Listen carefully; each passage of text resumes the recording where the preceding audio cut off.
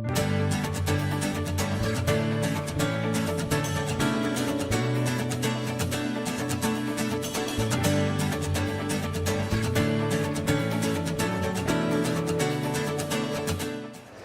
po ang pangako ng ating Panginoon? Loko,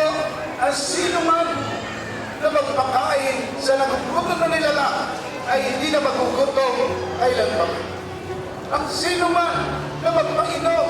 sa nauuhaw na nilalang ay hindi na mauuhaw kailanman. Ang sino man magtanim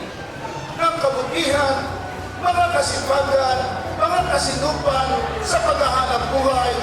at mga magtulong, sisiguraduhin ko sa inyo na ani, na siksik, liglig at tumaan mo pa, purihin natin ang ating Panginoon.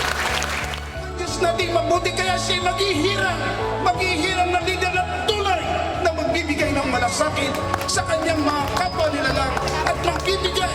ng magandang buhay